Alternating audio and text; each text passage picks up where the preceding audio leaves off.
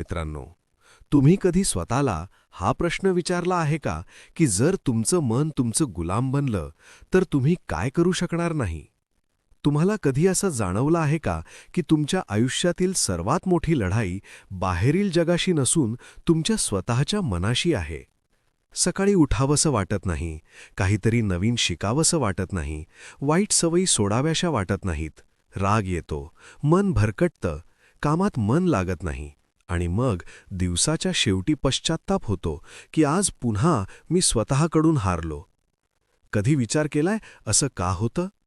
या व्हिडिओमध्ये आपण त्याच खोलीपर्यंत उतरू जिथून हा सारा खेळ सुरू होतो, तुमच्या मनापासून. आणि गोष्ट फक्त समजून घेण्याची नाहीये, गोष्ट आहे जागृत होण्याची, सत्य पाहण्याची आणि आपल्या मनाला साधण्याची.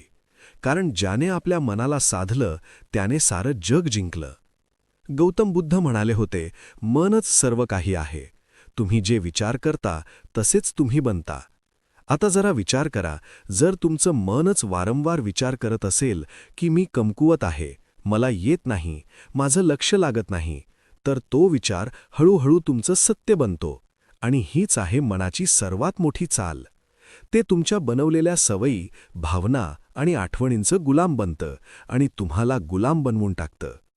मन एका माकडासारखं आहे जे प्रत्येक क्षणी उड्या मारतं, कधी भविष्याच्या चिंतेत तर कधी भूतकाळातील पश्चात्तापात. तुमच्यासोबतही असं होतं ना? तुम्ही काहीतरी करायला बसता आणि अचानक मन एखादी जुनी गोष्ट आठवून देतं, एखादं दुःख, एखादी चूक, एखादी भीती, आणि मग तुम्ही तिथेच अडकून पडता, काहीच करत नाही. तुमचं शरीर तिथेच बसलेलं असतं, पण मन कुठे असतं हे कुणालाच ठाऊक नसतं. आता जरा विचार करा, हे तेच मन आहे जे तुम्हाला महान बनवू शकतं, जर तुम्ही याला समजून घेतलं आणि याला दिशा दिली. कारण मनाला स्वतःला माहीत नसतं की काय चांगलं आहे आणि काय वाईट. ते तर फक्त ज्या गोष्टीचा तुम्ही वारंवार उच्चार करता तिलाच सत्य मानतं. जर तुम्ही दररोज स्वतःला सांगता की मी काहीच करू शकत नाही, माझं मन लागत नाही, माझं नशीब खराब आहे, तर मन तेच पुन्हा पुन्हा सांगत राहील, तेच वाढत राहील आणि तुम्ही त्यातच बुडत जाल. पण आता वेळ आली आहे की तुम्ही या मनाला ओळखा, याचं वागणं समजा, याची चालाखी पकडा आणि याला स्वतःच्या अधीन करा. मानसशास्त्र सांगतं की आपले 95% निर्णय आपल्या सुप्त मनाकडून म्हणजेच सबकॉन्शियस माइंडकडून घेतले जातात. म्हणजेच जर तुम्ही तुमच्या मनाला योग्य प्रशिक्षण दिलं नाही तर ते तुमच्या मर्जीशिवाय तुम्हाला तिथे घेऊन जाईल जिथे तुम्हाला कधीच जायचं नव्हतं. आता एक गोष्ट नीट समजून घ्या, जर तुमचं मनच नियंत्रणात नसेल तर जगातील कोणतंही ध्येय, कोणतंही नातं, कोणतंही यश तुम्हाला संतोष देऊ शकत नाही. कारण त्या सगळ्याला जगण्यासाठी सर्वात आधी ज्या गोष्टीची गरज आहे ती आहे मनाची स्थिरता. आधुनिक विज्ञानही हेच सांगतं. मेंदूची वायरिंग आणि फायरिंग म्हणजेच तुम्ही जसा विचार करता तसेच तुम्ही बनू लागता. प्रत्येक वेळी जेव्हा तुम्ही नकारात्मक विचार करता, तुमचा मेंदू त्याच विचाराची सवय लावून घेतो आणि हीच तुमची ओळख म्हणजेच आयडेंटिटी बनून जाते. आता जरा थांबा आणि विचार करा, तुम्ही खरंच तुमच्या मनाचे मालक आहात की तुमचं मनच तुम्हाला चालवतंय? हाच तो प्रश्न आहे जिथून या व्हिडिओची सुरुवात होते. कारण जोपर्यंत तुम्ही या प्रश्नाचं उत्तर स्वतः शोधत नाही, तोपर्यंत कोणतंही बाह्य ज्ञान, कोणतंही मोटिवेशन किंवा कोणतीही पद्धत काम करणार नाही. या व्हिडिओमध्ये आपण तुमच्यासमोर ते रहस्य उघड करणार आहोत, ज्यानंतर तुम्हाला समजेल की मनाला जिंकणं नक्की काय असतं आणि कसा प्रत्येक सामान्य माणूस आपल्या मनाची शक्ती जागृत करू शकतो. आणि लक्षात ठेवा, मनाला जिंकणं हे एका दिवसाचं काम नाही. हा एक सराव आहे, एक प्रवास आहे, एक युद्ध आहे जे दररोज लढलं जातं. पण जर तुम्ही हे युद्ध समजून घेतलं तर विजय पक्का आहे. आता आपण त्या बिंदूवर पोहोचलो आहोत जिथून खरा प्रवास सुरू होईल. या प्रवासात आपण मनाला नियंत्रित करण्याच्या 5 सर्वात शक्तिशाली पद्धती जाणून घेणार आहोत, ज्या केवळ तुमचे विचारच बदलणार नाहीत तर तुमच्या जीवनाची दिशाच बदलू शकतात. तर या व्हिडिओसोबत जोडलेले रहा, कारण आता जे समोर येईल ती फक्त माहिती नाही तर ती एक जागृती आहे. पहिली पद्धत, सकारात्मक स्वसंवाद. तुम्ही कधी स्वतःला म्हटलं आहे का की माझ्याकडून होणार नाही, मी नेहमी चूक करतो, हे माझ्या बसची गोष्ट नाही? जर हो, तर आज हा व्हिडिओ पूर्ण पाहणं तुमच्या आयुष्याची दिशा बदलू शकतं. कारण ज्या व्यक्तीशी तुम्ही सर्वात जास्त बोलता ती दुसरी तिसरी कोणी नसून तुम्ही स्वतः आहात आणि हाच संवाद तुमच्या भविष्याची दिशा ठरवतो. आपलं मन जे विचार करतं तेच आपण बनतो. ही गोष्ट फक्त एखादा मोटिवेशनल डायलॉग नाहीये, हे विज्ञानही सांगतं आणि ब्रह्मज्ञानही. मनाला नियंत्रित करण्याची पहिली शक्तिशाली पद्धत म्हणजे सकारात्मक स्वसंवाद, म्हणजेच स्वतःशी सकारात्मक बोलणे. ही कोणतीही साधी सवय नाहीये, हा तुमच्या आत्म्याशी केलेला थेट संवाद आहे. जेव्हा आपण रोज स्वतःला नकारात्मक गोष्टी सांगतो, जसं की मी कमकुवत आहे, माझ्यासोबतच असं का होतं, मला काहीच येत नाही, तेव्हा आपलं सुप्त मन त्या गोष्टींना खरं मानू लागतं. मग त्याच गोष्टी आपली सवय बनतात, आपली विचारसरणी बनतात आणि हळूहळू आपलं भविष्यही तसंच बनू लागतं. जसं की मी कमकुवत आहे, माझ्यासोबतच असं का होतं, मला काहीच येत नाही, तर आपलं अवचेतन मन त्या गोष्टींना सत्य मानू लागतं. मग त्याच गोष्टी आपली सवय बनतात, आपली विचारसरणी बनतात आणि हळूहळू आपलं भविष्यही तसंच घडू लागतं. मानसशास्त्र सांगतं की आपलं अवचेतन मन अशा प्रत्येक गोष्टीची नोंद करत असतं जी आपण स्वतःला वारंवार सांगतो. म्हणूनच जर तुम्ही स्वतःला वारंवार म्हणालात की मी हारणार, तर तुमची विचारसरणी हार मानणारीच बनेल. आणि जर तुम्ही रोज स्वतःला सांगितलंत की मी हे करू शकतो, मी शिकू शकतो, माझा स्वतःवर विश्वास आहे, तर तुमचा मेंदू त्याच दिशेने काम करू लागेल. यशाच्या दिशेने केलेल्या या आत्मसंवादाचा परिणाम केवळ तुमच्या आत्मविश्वासावरच होत नाही, तर तो तुमच्या शरीरातील ऊर्जा, तुमचे निर्णय आणि तुमच्या दृष्टिकोनावरही परिणाम करतो. गौतम बुद्ध म्हणाले होते, मनच सर्व काही आहे. तुम्ही जसा विचार करता तसेच तुम्ही बनता. त्यांची ही गोष्ट आजच्या विज्ञानाशीही मिळती जुळती आहे. पॉझिटिव्ह सेल्फ टॉक आपल्या न्यूरॉन्सना नवीन मार्ग बनवण्यास भाग पाडतो. म्हणजेच जेव्हा तुम्ही वारंवार स्वतःशी चांगलं बोलता, तेव्हा तुमचा मेंदू नवीन संधी आणि शक्यतांसाठी खुला होऊ लागतो. आता प्रश्न पडतो की हा सकारात्मक आत्मसंवाद करायचा कसा? पहिली पायरी, दररोज सकाळी उठल्याबरोबर स्वतःला एक गोष्ट नक्की सांगा. मी आज कालपेक्षा अधिक चांगला आहे आणि दररोज प्रगती करत आहे. हे छोटेसे वाक्य तुमच्या दिवसाची दिशा ठरवतं. दुसरी पायरी, जेव्हा एखादे काम कठीण वाटेल, तेव्हा स्वतःला हे म्हणू नका की माझ्याकडून हे होणार नाही. उलट असं म्हणा की हे एक आव्हान आहे आणि मी याकडे शिकण्याची एक संधी म्हणून पाहतो. या विचारामुळे तुमची भीती कमी होऊ लागते. तिसरी पायरी, जर तुम्ही एखाद्या चुकीबद्दल स्वतःला दोष देत असाल, तर त्याच वेळी स्वतःला सांगा, मी एक शिकणारा माणूस आहे. चूक ही माझी ओळख नाही. ही आत्मस्वीकृती तुमच्या मनाला ओझ्यापासून मुक्त करते. जगातील कोणतंही यश तोपर्यंत मिळत नाही, जोपर्यंत तुम्ही स्वतःवर विश्वास ठेवायला शिकत नाही. आणि हा विश्वास तेव्हाच निर्माण होतो, जेव्हा तुम्ही स्वतःशी सकारात्मक पद्धतीने बोलायला सुरुवात करता. आता इथे एक गोष्ट समजून घेणं अत्यंत गरजेचे आहे. सकारात्मक आत्मसंवाद म्हणजे प्रत्येक परिस्थितीत स्वतःशी खोटं बोलणं नव्हे, तर याचा अर्थ आहे स्वतःमधील सत्याला पाहणं, ते समजून घेणं आणि त्याला एका उन्नत दिशेला वळवणं. जर तुम्हाला एखादी कमतरता जाणवली, तर स्वतःला सांगा, हो, ही माझी उणीव आहे, पण मी ती सुधारू शकतो. बस, हाच विचार तुम्हाला रोज एका नवीन उंचीवर घेऊन जाईल. ही सवय लावण्यासाठी तुम्ही एक छोटा सराव करू शकता. दररोज रात्री झोपण्यापूर्वी स्वतःला 3 सकारात्मक गोष्टी सांगा. जसं की, आज मी स्वतःसाठी काम केलं, मी पुढे जात आहे, माझं स्वतःवर प्रेम आहे.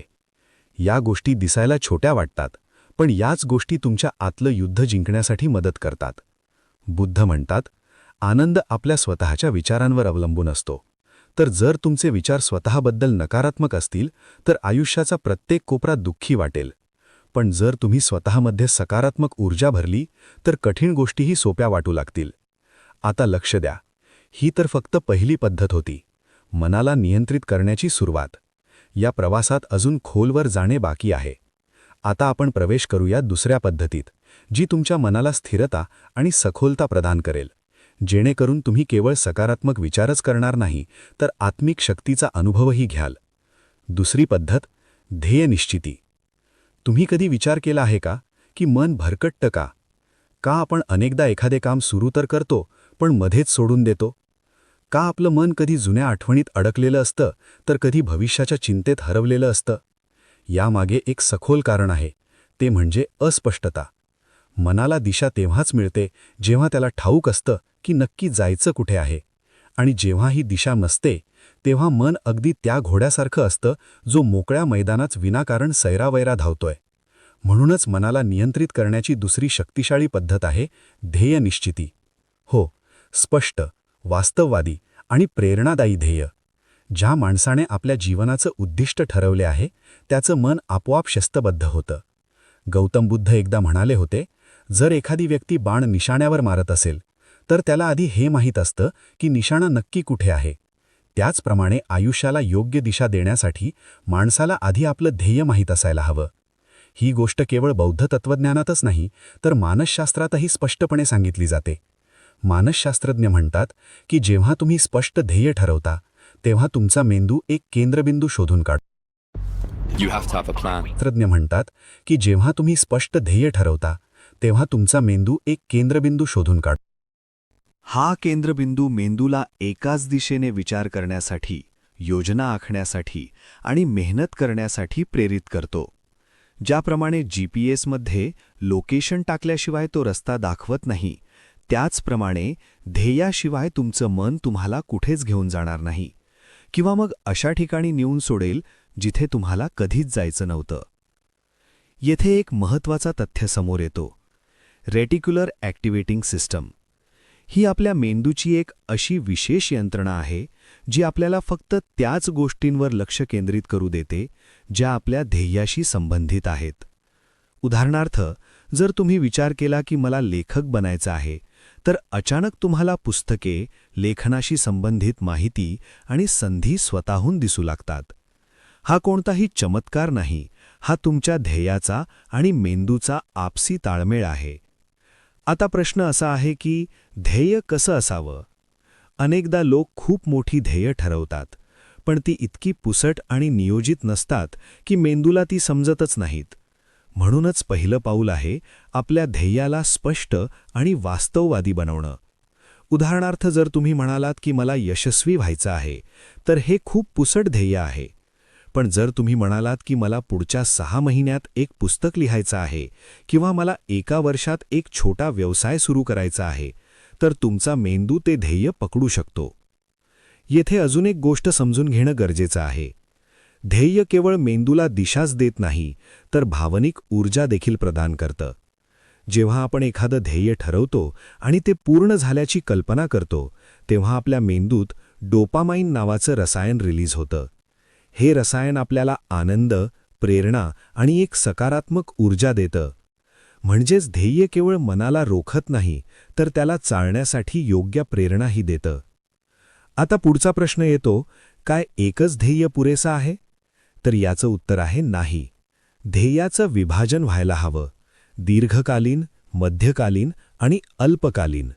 कारण जेव्हा आपण खूप दूरचं ध्येय ठेवतो आणि त्याच्यामध्ये कोणतेही थांबे म्हणजेच पडव ठेवत नाही, तेव्हा आपलं मन थकून जातं आणि म्हणतं अजून खूप लांब आहे, मग कधीतरी सुरू करूया. म्हणूनच छोटे छोटे टप्पे असणं गरजेचं आहे, जेणेकरून मनाला प्रत्येक टप्प्यावर एक समाधान आणि प्रगतीची भावना मिळत राहील. जेव्हा तुम्ही एक ध्येय निश्चित करता आणि त्यावर काम करायला सुरुवात करता, तेव्हा तुमचं मन विचलनांना स्वतःहून नाकारू लागतं. जसं तुमचं लक्ष भारकटतं, तसं मेंदू तुम्हाला आठवण करून देतो, आपलं ध्येय अजून अपूर्ण आहे. आणि इथूनच सुरू होतं मनावरचं नियंत्रण. आता विचार करा, ज्या मनाने स्वतःला एका दिशेत बांधून घेतलं आहे, ते किती शक्ती निर्माण करू शकतं. तुम्ही पाहिलं असेल, जेव्हा तुम्ही एखाद्या महत्त्वाच्या कामात पूर्ण मनाने गुंतलेले असता, तेव्हा तुम्हाला भूक, तहान, थकवा काहीच जाणवत नाही. का? कारण ध्येयाने तुमच्या मनाला पूर्णपणे फोकस्ड केलं आहे. हीच शक्ती जर रोजची सवय बनली, तर तुमचं आयुष्य असं रूप घेऊ शकतं, ज्याची कल्पना तुम्ही कधी फक्त स्वप्नात केली होती. आजच्या काळातील सर्वात मोठे आजार कोणते? Over thinking, anxiety, distraction. आणि या सर्वांवरचा इलाज म्हणजे ध्येय. ध्येय ठरवा आणि मग बघा तुमचं मन कसं स्वतःहून शिस्तबद्ध होऊ लागतं. तुमची जी गोष्ट वेळ वाया घालवत आहे ती तुम्हाला निरुपयोगी वाटू लागेल. मन वारंवार तुम्हाला ओढून तुमच्या ध्येयाकडे घेऊन जाईल. हा कोणताही चमत्कार नाही, हे मनाची दिशा बदलण्याचं तंत्र आहे. आता जरा विचार करा, जर एक छोटासा चुंबक लोखंडाच्या सुईला ओढू शकतो, तर एक स्पष्ट आणि सशक्त ध्येय तुमच्या मनाला किती ओढू शकेल? मन जे आत्तापर्यंत इकडे तिकडे भरकटत होतं, ते हळूहळू त्या चुंबकाकडे म्हणजेच ध्येयाकडे आकर्षित होऊ लागेल. गौतम बुद्ध म्हणाले होते की मन अत्यंत चंचल आहे, पण जर त्याला साधलं तर ते तुमच्या सर्वात मोठ्या शत्रूलाही तुमचा मित्र बनवू शकतं. या साधनेचा पहिला टप्पा होता आत्मसंवाद आणि दुसरा ध्येय निश्चिती.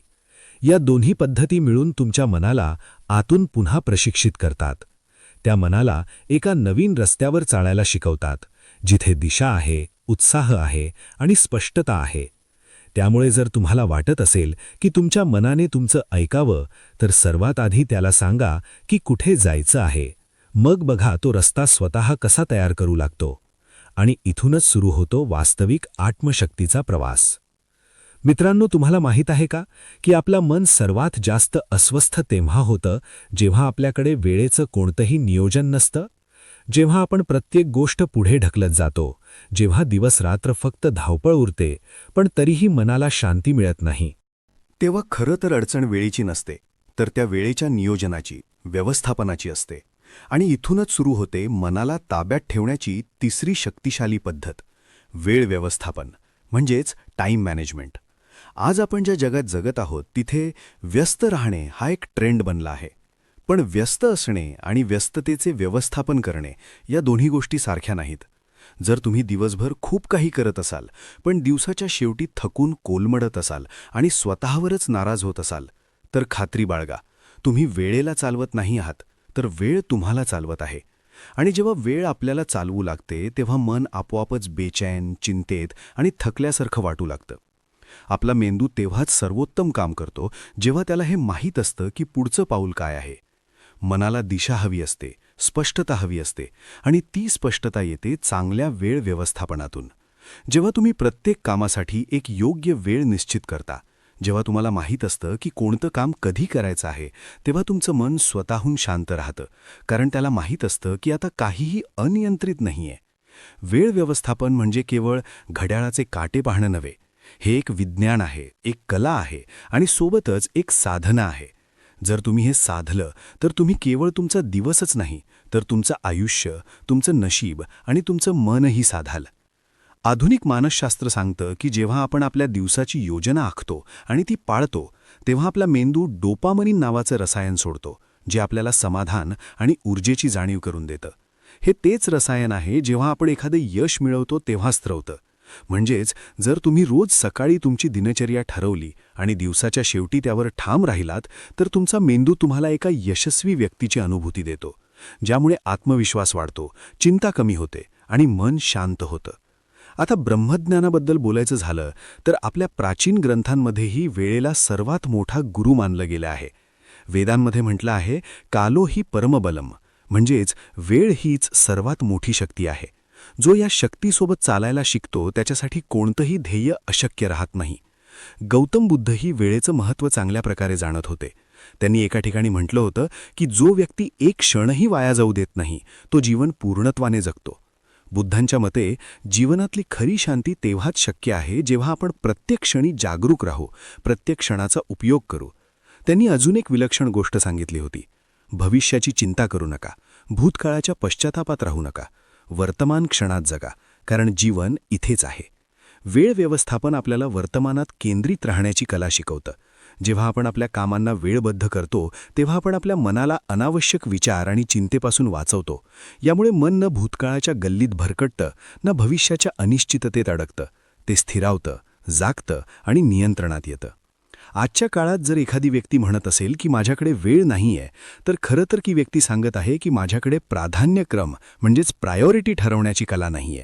कारण सत्य हेच आहे की आपल्या सर्वांकडे दिवसाचे 24 तास सारखेच आहेत.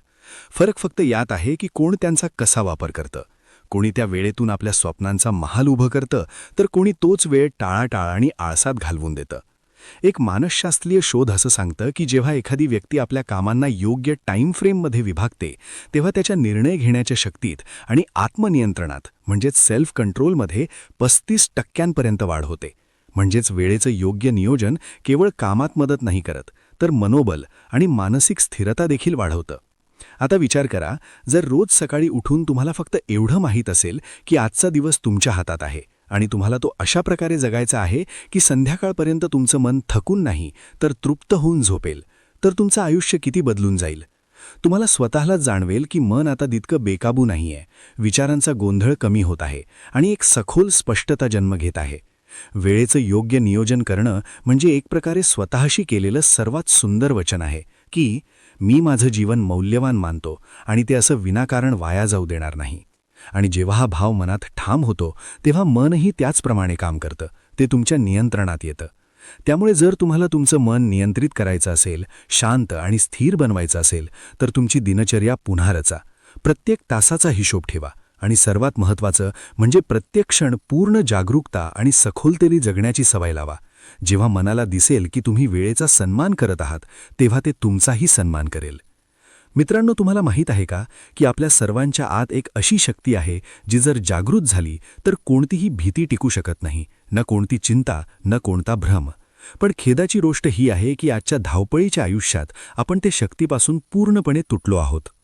ये जो आप 500-600 का क्रेडिट स्कोर लेकर घूम रहे हैं ना, लोन मिलना तो दूर, कोई बैंक वाला आपकी तरफ देख खेदाची गोष्ट ही आहे की आजच्या धावपळीच्या आयुष्यात आपण ते शक्तीपासून पूर्णपणे तुटलो आहोत. मन हे एका भटकणाऱ्या वाऱ्यासारखे झाले आहे, कधी भूतकाळातील पश्चात्तापात अडकलेले तर कधी भविष्याच्या चिंतेत बुडालेले. आणि हेच सर्वात मोठे कारण आहे मानसिक अशांतीचे, निद्रानाशाचे, एकटेपणाचे आणि आत्मविश्वासाच्या कमतरतेचे. आज आपण बोलणार आहोत ध्यानाबद्दल. मेडिटेशन ही केवळ एखादी साधना नाही, हा कोणताही ट्रेंड नाही किंवा हे कोणते पाश्चात्य तंत्र नाही, तर हे आपल्याच आत्म्याचे द्वार आहे, ज्यातून आपण आपल्या आतील खऱ्या स्वरूपापर्यंत पोहोचू शकतो.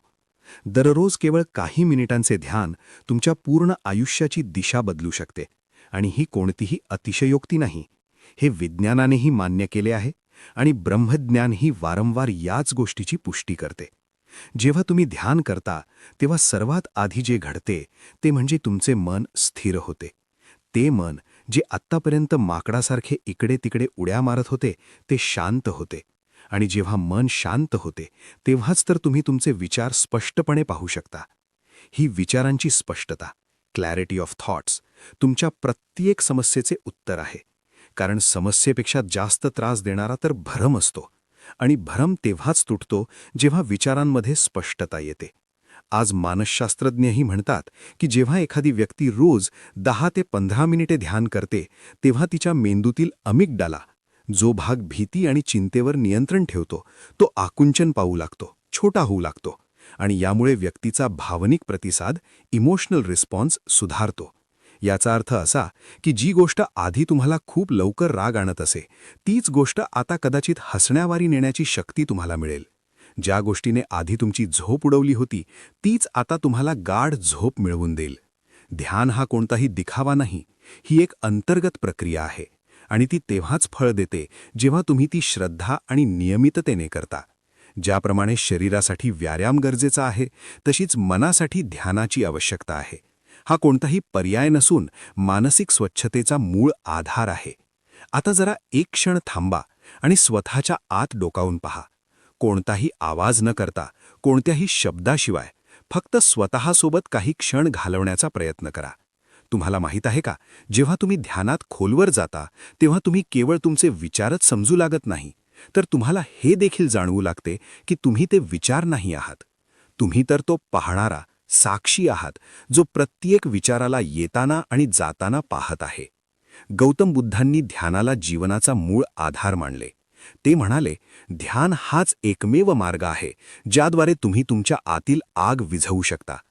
त्यांनी वर्षानुवर्ष मौन साधना केली, स्वतःच्या विचारांची पारख केली आणि त्याच खोलीतून त्यांनी जगाला सांगितले की मानवाचे दुःख कोणत्याही बाह्य कारणामुळे नसून त्याच्या मनाची अस्थिरता हाच त्याचा सर्वात मोठा शत्रू आहे आणि या शत्रूला हरवण्याचा एकमेव मार्ग म्हणजे ध्यान.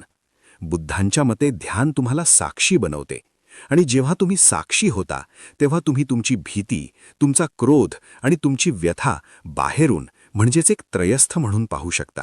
आणि ही दूरी म्हणजेच मुक्तीची सुरुवात आहे. आज आपण जेवढा वेळ बाह्य गोष्टींवर खर्च करतो, मोबाईल स्क्रोलिंग, टीव्ही पाहणे किंवा विनाकारण गप्पा मारणे, त्यातून जर आपण केवळ 15 मिनिटे स्वतःसाठी आणि स्वतःच्या मनासाठी दिली, तर विचार करा आपले जीवन किती बदलू शकते. ध्यान करण्यासाठी कोणत्याही विशेष जागेची किंवा विशेष पद्धतीची गरज नाही. फक्त शांतता असावी, एक कोपरा असावा आणि स्वतःला समजून घेण्याची, स्वतःशी भेटण्याची थोडी इच्छा असावी. तुम्ही हवे असल्यास डोळे बंद करा, आपल्या श्वासावर लक्ष केंद्रित करा. हवे असल्यास ओमचा उच्चार करा किंवा फक्त मौन रहा. पद्धत कोणतीही असू शकते. पण परिणाम मात्र नेहमी एकच मिळेल: शांती, सखोलता आणि आंतरिक शक्ती. ध्यान आपल्याला शिकवतं की शांती बाहेर नाही तर आत आहे. ध्यान आपल्याला शिकवतं की समाधान दुसरं कोणी देणार नाही, ते आपल्याला स्वतःलाच शोधावं लागेल. ध्यान आपल्याला शिकवतं की जोपर्यंत तुम्ही तुमच्या मनावर नियंत्रण मिळवत नाही, तोपर्यंत कोणतीही गोष्ट तुम्हाला पूर्ण समाधान देऊ शकत नाही. ना संपत्ती, ना नाती, ना यश. आणि शेवटी एक गोष्ट जी सर्वात महत्त्वाची आहे: ध्यान हा काही एकदा करण्याचा प्रयोग नाही. हा एक निरंतर प्रवास आहे. जसे जसे तुम्ही या प्रवासात पुढे जाल, तसे तसे तुम्ही स्वतःला त्या रूपात ओळखू लागाल जे तुम्ही खरोखर आहात. तुम्हाला जाणवेल की तुम्ही फक्त एक शरीर नाही, एक नाव नाही, एक ओळख नाही, तर तुम्ही शुद्ध चैतन्य आहात, शुद्ध शक्ती आहात. आणि जेव्हा हा बोध होतो, तेव्हा मनावर नियंत्रण मिळवणं कठीण वाटत नाही. तेव्हा चिंता मिटते, भीती पळून जाते आणि आतून आवाज येतो: आता तू मुक्त आहेस. आणि इथूनच आपल्या पुढच्या पद्धतीची सुरुवात होते, जी या शुद्ध चैतन्याला अधिक सखोलतेने ओळखण्याकडे आपल्याला घेऊन जाईल. जेव्हा आयुष्यातील धावपळ आपल्याला थकवून टाकते, जेव्हा विचारांचा गोंधळ इतका वाढतो की आपल्या स्वतःच्या मनाचा आवाज ऐकणं कठीण होतं, तेव्हा आपण अनेकदा मानसिक शांतीच्या शोधात भरकटतो. प्रत्येकजण हाच विचार करतो: आपल्या मनाला ताब्यात कसं आणायचं, या अस्वस्थतेतून बाहेर कसं पडायचं, आपल्या आयुष्याला पुन्हा संतुलित कसं करायचं. आज आपण त्याच शोधाच्या अंतिम टप्प्याबद्दल बोलत आहोत. मनाला नियंत्रित करण्याच्या 5 शक्तिशाली पद्धतींपैकी 5वी पद्धत, जी दिसायला सोपी आहे पण तिच्या मागे अनंत शक्ती दडलेली आहे.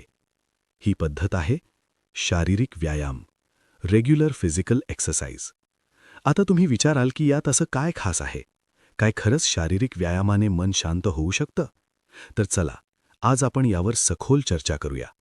फक्त शब्दांनी नाही, तर विज्ञान, प्राचीन ज्ञान आणि अनुभवावर आधारित तथ्यांच्या आधारे. सर्वात आधी हे समजून घ्या की आपलं मन आणि शरीर यांचं नातं किती खोल आहे. जेव्हा शरीरात कोणताही बदल होतो, तेव्हा त्याचा थेट परिणाम मनावर होतो. आणि जेव्हा मनात काही चाललेलं असतं, तेव्हा शरीरालाही त्याचे परिणाम भोगावे लागतात.